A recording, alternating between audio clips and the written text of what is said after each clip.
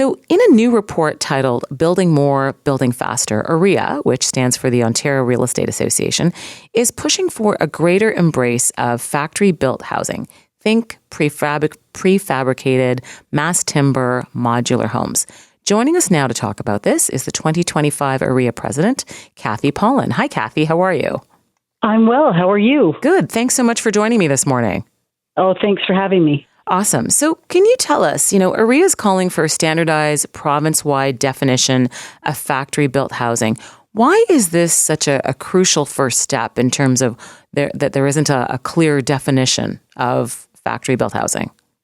Well, it's important to have a clear definition of factory-built housing to work closely with our financial services sector. We need to be able to ensure that we have loans available or mortgages available for our people who would like to purchase it. And we also need to have proper insurance underwriting. So a standard definition will promote more starts and actually reduce maybe conflicts at the municipal level.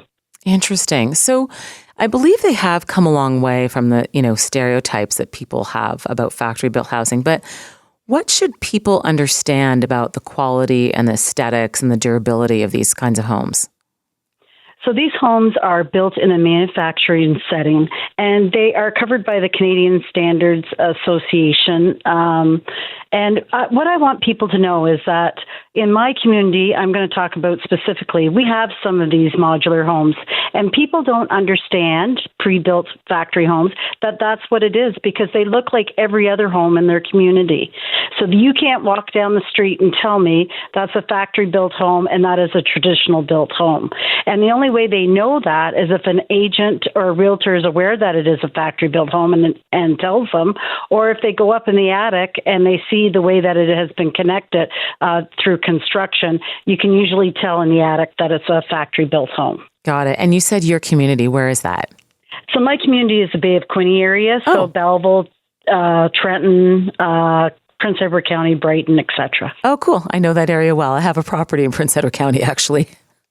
I did know that, actually, DeVal. I think we met one time, and you were telling me that you had a property there. Oh, perfect. Oh, at one of the conferences. That makes a lot of sense. Absolutely. Well, it's funny because the government, in a lot of the election calls, they've been talking about, standardized housing. And I think one of my concerns with it, when I hear them talking about it, is I want to know who's going to actually, and because they're talking about sort of the government ones that they want to have set plans that people can just sort of take and go to, improve approvals for getting properties built. But my question always is, who's actually doing the design of those houses? Who's the architect behind those houses? Because I know, and perhaps you've noticed too, as a real estate agent, there's certain houses that you show that you look at and you think, and I love men, so before I say what I'm about to say, I can tell that they were designed by a man and not by a woman. And what I mean by that is, they have houses that don't have any bathtubs in them. And so for people raising families, they need to have a bathtub for their kids. And so sometimes, people are creating these houses that just have shower stalls because they want to save space. But someone with a family needs to have a bathtub. I absolutely agree. So what I would say to that is that there's a catalog that's out there, and I can't tell you who actually put it out there, but it has 50 different designs. And like any traditional home, I think you're able to change the design somewhat. So what happens is they come on a truck to the site one time only, and they drop the materials, and you put it together on a permanent foundation. So I believe there's opportunity to make slight changes, such as a bathtub, picking out the kitchen cabinets that you want. I believe that's all able to happen with this catalog of 50 different designs. Who put that out? I think the government has a catalog that's out there right now of those 50 designs, but I'm sure that if you go to a factory built website, I was on a couple there the other day. They actually have beautiful designs, and some of them have where you can actually choose your finishes. So which kitchen cabinets I want, and they have a catalog of different types of kitchen cabinets.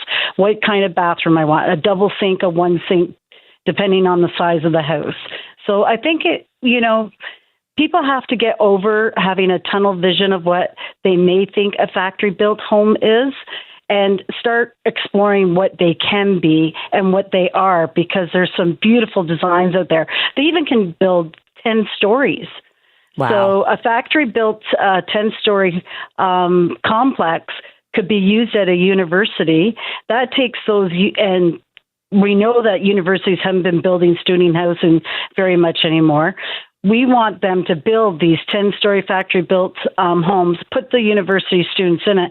That frees up some rentals in that community and hopefully start stabilizing the market a little bit. So there's many opportunities for us to use these factory-built homes to bring them to our market,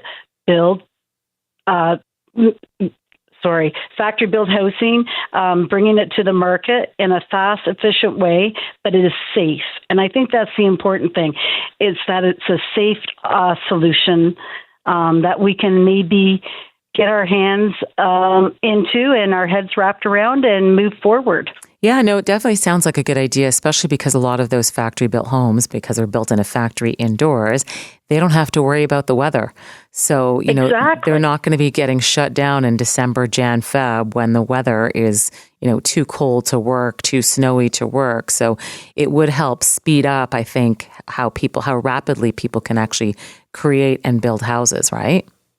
Exactly, except we have one problem. What's that? They have the Highway Traffic Act has a spring thaw restriction, which says that a certain load of truck cannot travel the roads during certain months in the winter months specifically.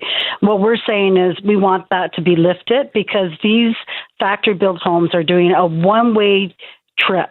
They're not making multiple trips. In traditional homes, there's multiple trips of dropping off materials back and forth, taking waste away, whereas factory-built home is a one and done. So they travel in and they do it once. So we really need to, in order to build 12 months of the year, we need to have the government look at that Highway Traffic Act and exempt factory-built homes from that act. It's no different than other trucks that are making one-way trips as well. This would be the same, but we need that exemption for these factory-built homes to be able to do that. Interesting. I had not realized that. And now, is that Highway Traffic Act under the provincial or the federal government? I don't know the answer to that, to be honest, Deval. I really don't. No worries. I wasn't sure if that's going to be... I think it's provincial, but I'm pretty sure it's provincial, but I'm not 100% sure. Yeah, that would make sense. So Doug Ford needs to pay attention to that then. Yeah, that's right. He's done a really good job of looking after housing. I think he's doing a really good job. I understand tariffs are taking 100% of his time right now, but what I really want him to realize is this is a made in Ontario solution. He has the factories here. We have the timber. We have the steel. We have the people that can do the jobs. It's like this is a perfect way to bring more jobs to Ontario and to continue to stimulate our economy. You mentioned something about the people. So, because when it comes to building, a lot of the developers have said, we do have issues with labor in terms of enough labor to build those homes. So do we have enough labor here that understand how to build those factory-made homes, or can we immigrate the kind of labor that we need to do this? I believe we do have it right here at home, because they're done by, a lot of them are 3D cutouts, if I can sort of explain it. And Quebec is way ahead of us. They are embracing this and, are 100% ahead of us in this category. And I think we can learn something from them. But what I really like is Premier Ford has always shown to be a leader. He's brought all the other provinces together about the tariffs. And I think he can bring everybody together about these factory-built homes. Right. And I think it's an opportunity. Absolutely. It's definitely an opportunity to fast track getting more housing, which we definitely need. Cathy, it's been great chatting with you. We're going to have to close things off right now, but thanks so much for joining us this morning. Thank you for having me.